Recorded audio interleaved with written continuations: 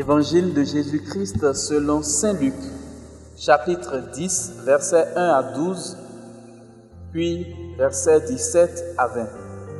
En ce temps-là, parmi les disciples, le Seigneur en désigna encore 72, et il les envoya 2 par 2 en avant de lui, en toute ville et localité où lui-même allait se rendre.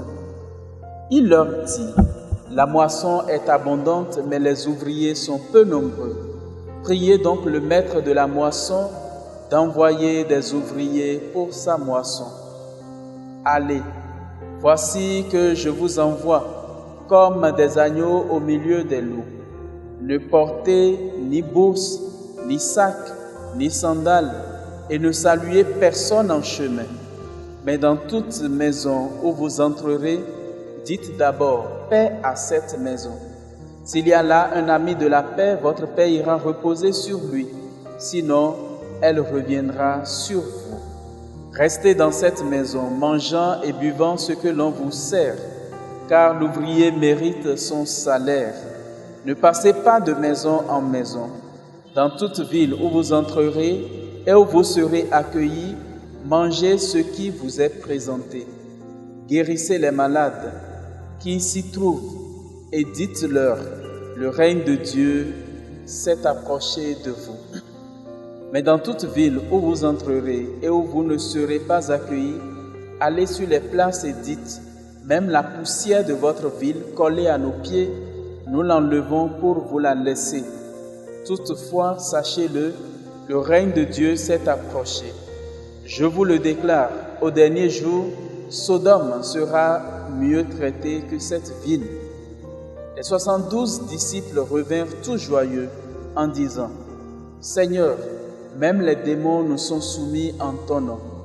Jésus leur dit: je regardais Satan tomber du ciel comme l'éclair. Voici que je vous ai donné le pouvoir d'écraser serpents et scorpions, et sur toute la puissance de l'ennemi. Absolument rien ne pourra vous nuire. Toutefois, ne vous réjouissez pas parce que les esprits vous sont soumis, mais réjouissez-vous parce que vos noms se trouvent inscrits dans les cieux. Acclamons la parole de Dieu.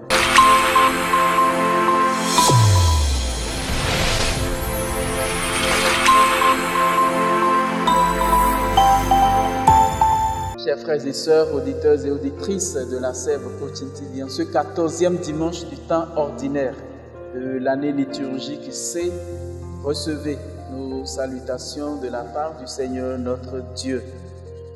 Son nom est écrit là-haut, là-bas. Son nom est écrit là-haut, là-bas.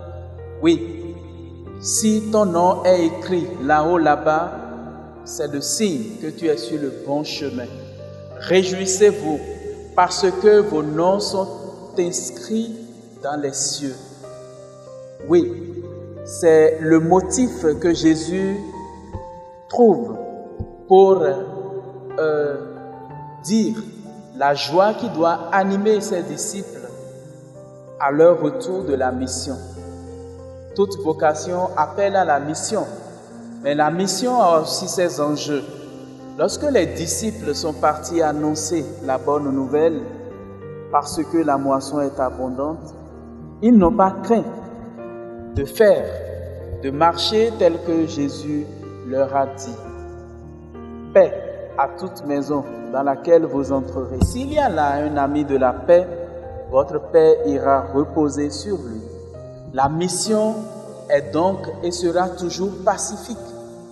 Le missionnaire ne sera pas quelqu'un de brutal qui voudra créer des situations angoissantes. Mais Jésus étant un homme de paix, le missionnaire apporte la paix.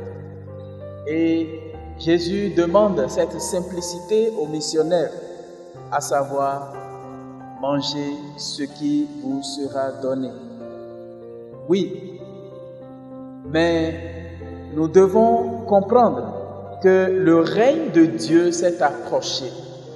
Le règne de Dieu n'est pas seulement proche, il est déjà là. en la personne de Jésus.